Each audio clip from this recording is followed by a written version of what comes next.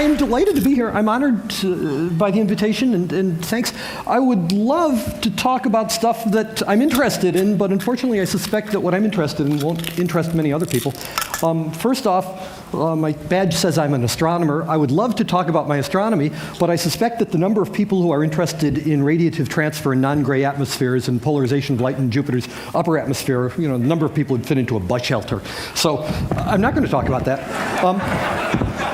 It would be just as much fun to talk about some stuff that happened in 1986 and 1987 when a computer hacker was breaking into our systems over at Lawrence Berkeley Labs, and I caught the guys, and they turned out to be working for what was then the Soviet KGB and stealing information and selling it. And I'd love to talk about that, and it'd be fun, but 20 years later, I find computer security, frankly, to be kind of boring. It's tedious. The first time you do something, it's science. The second time, it's engineering. The third time, it's just being a technician. I'm a scientist. Once I do something, I want to do something else. So I'm not going to talk about that. Nor am I going to talk about what I think are obvious statements from my first book, Silicon Snake Oil, or second book, nor am I going to talk about why I believe computers don't belong in schools. I feel that there's a massive and bizarre idea going around that we have to bring more computers into schools. My idea is no, get them out of schools and keep them out of schools. And I'd love to talk about this, but I think the argument is so obvious to anyone who's hung around a fourth grade classroom that it doesn't need much talking about, but I guess I may be very wrong about that and everything else that I've said, so don't go back and read my dissertation. It probably has lies in it as well. Having said that, I outlined my talk about 5 minutes ago, and if you look at it over here, the main thing that I wrote on my thumb was the future. I'm supposed to talk about the future, yes? Oh, right. And my feeling is asking me to talk about the future is bizarre because I've got gray hair, and so it's kind of silly for me to talk about the future. In fact, I think that if you really want to know what the future is going to be, if you really want to know about the future, don't ask a technologist, a scientist, a physicist. No. Don't ask somebody who's writing code. No, if you want to know what society is going to be like in 20 years, ask a kindergarten teacher. They know. In fact, don't just ask any kindergarten teacher, ask an experienced one. They're the ones who know what society is going to be like in another generation. I don't. Nor, I suspect, do many other people who are talking about what the future will bring. Certainly, all of us can imagine these cool new things that are going to be there. But to me, things aren't the future. What I ask myself is, what's society going to be like when the kids today are phenomenally good at text messaging and spend a huge amount of on-screen time, but have never gone bowling together. The change is happening, and the change that's happening is not one that's in software, but that's not what I'm going to talk about. I'd love to talk about it and be fun, but I want to talk about what I'm doing now. Oh, what am I doing now? Oh, the other thing that I think I'd like to talk about is right over here. Right over here. Right, is that visible? Right? What I'd like to talk about is one-sided things. I would dearly love to talk about things that have one side, because I love Mobius loops. I not only love Mobius loops, but I'm one of the very few people, if not the only person in the world, that makes Klein bottles. Okay, right away, I hope all of your eyes glaze over. This is a Klein bottle. For those who know, those of you in the audience who know, you roll your eyes and say, yep, I know all about it. It's one-sided. It's a bottle whose inside is its outside. It has zero volume, and it's non-orientable and has wonderful properties. If you take two Mobius loops and sew their common edge together, you get one of these, and I make them out of glass. And I'd love to talk to you about this, but I don't have much in the way of things to say because I've got a cold. However, the D in TED, of course, stands for design. Just 2 weeks ago, I've been making small, medium, and big Klein bottles for the trade, but what I've just made, and I'm delighted to show you, first time in public here.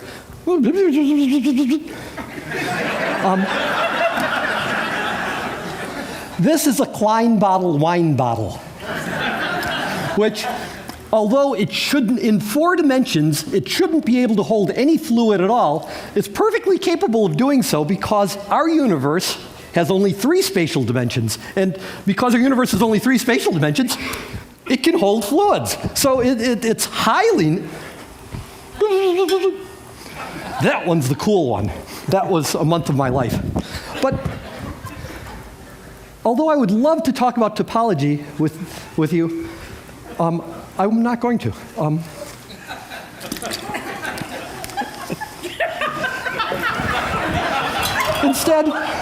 Instead, I'm going to mention my mom, who passed away last summer, had collected photographs of me, as mothers will do. Could somebody put this guy on? And I looked over her album, and she had collected a picture of me sitting in 1969 in front of a bunch of dials. And I looked at it and said, oh my God, that was me when I was working at the electronic music studio as a technician, repairing and maintaining the electronic music studio at SUNY Buffalo. And wow, Wayback Machine. And I said to myself, oh yeah. And it sent me back. Soon after that, I found in another picture that she had, a picture of me. This guy over here, of course, is me. This man is Robert Moog, the inventor of the Moog synthesizer, who passed away this past August. Robert Moog was a generous, kind person, extraordinarily competent engineer, a musician who took time from his life to teach me, a sophomore, a freshman at SUNY Buffalo. He'd come up from Trumansburg to teach me about, not just about, the Moog synthesizer, but we'd be sitting there, and I'm studying physics at the time. This is 1969, 70, 71. We're studying physics. I'm studying physics. He's saying, that's a good thing to do. Don't get caught up in electronic music if you're doing physics. He's mentoring me.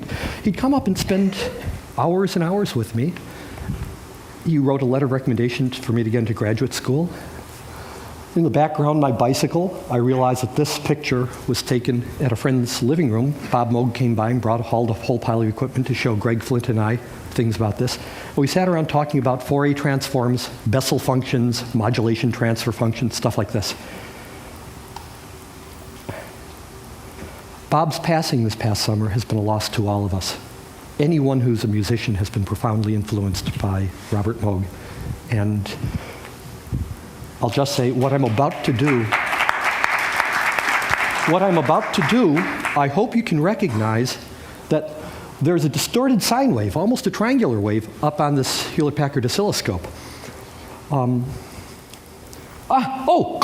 I can get to this place over here, right? Kids. Kids is what I'm going to talk about. Is that okay? Right? It says kids over here. That's what I'd like to talk about.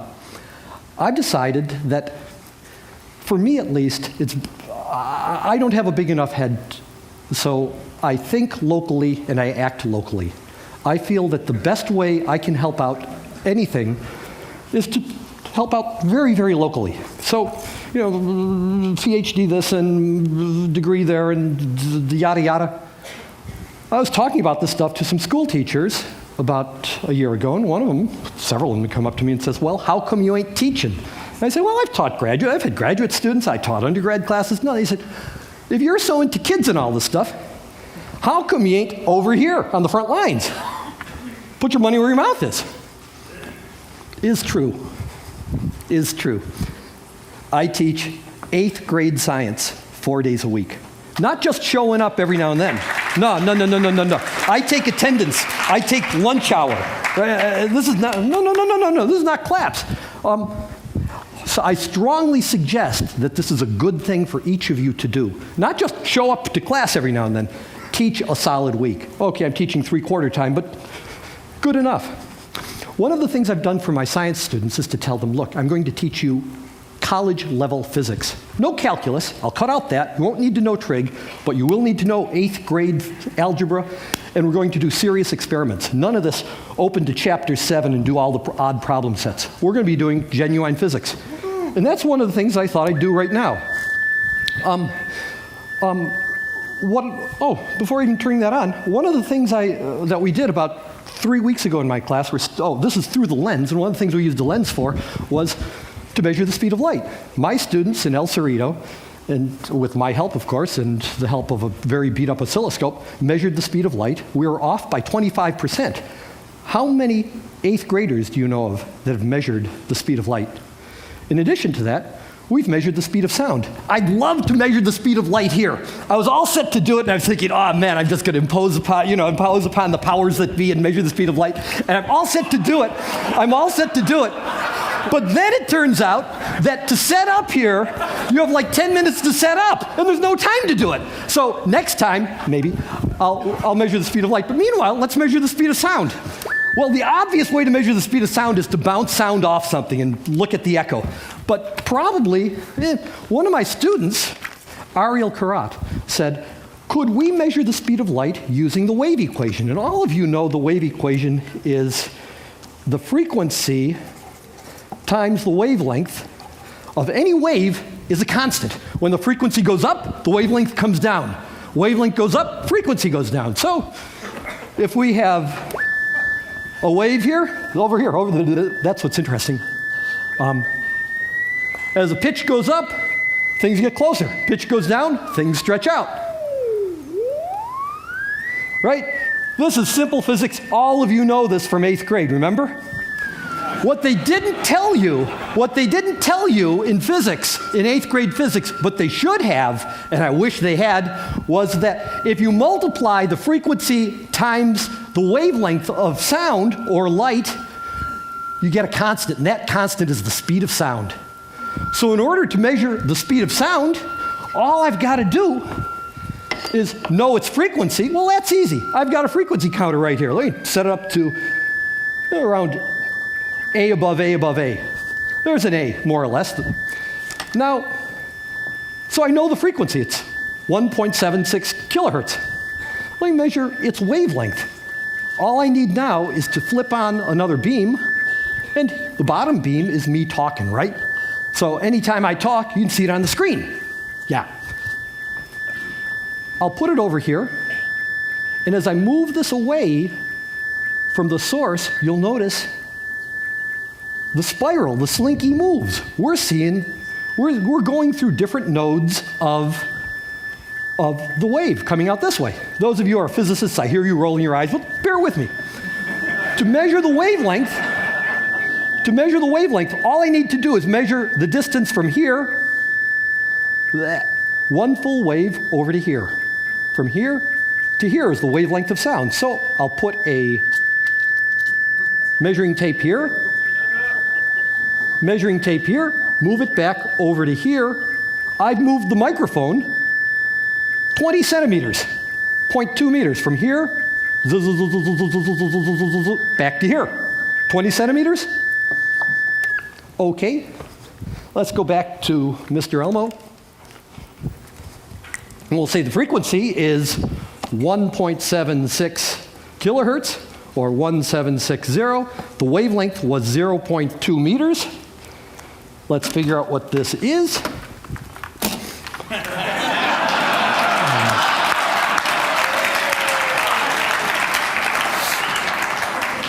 1.76 times 0.2 over here is 352 meters per second. If you look it up in the book, yeah, it's really 343. But here, with kludgy material and lousy drink, we've been able to measure the speed of light the speed of sound to not bad, pretty good. All of which comes to what I wanted to say. Go back to this picture of me a million years ago. It was 1971. The Vietnam War was going on. And the Vietnam War is going on. I'm like, oh my God. I'm studying physics, Landau and Lipschitz, Resnick and Halliday. I'm going home for a midterm. A riot's going on campus. There's a riot. And, oh, hey, Elmo's done. Off.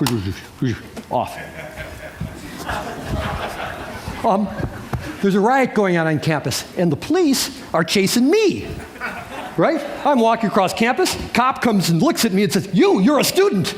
Pulls out a gun, goes boof, and a tear gas canister the size of a Pepsi can goes whoop.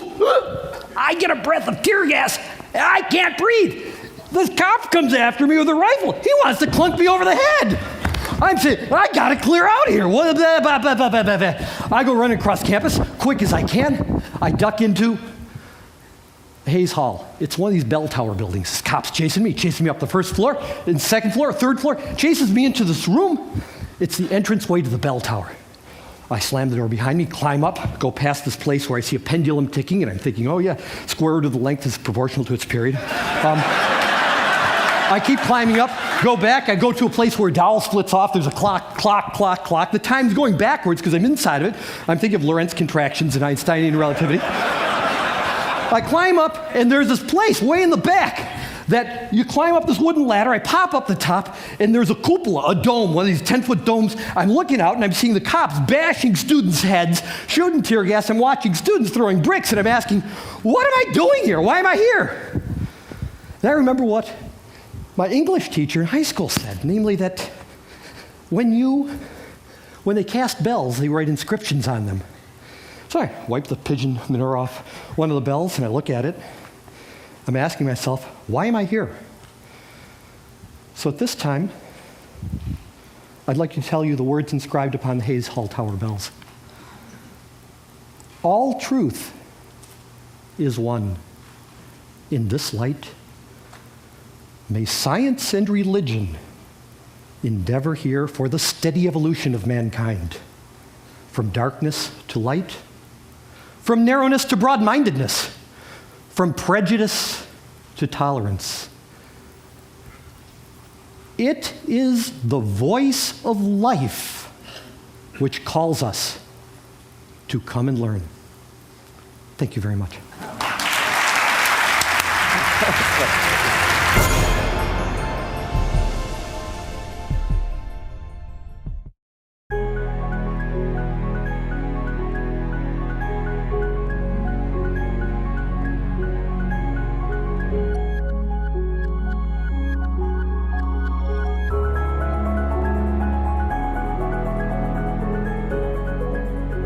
Often, when things are allowed the freedom to take shape, they tend to reshape everything.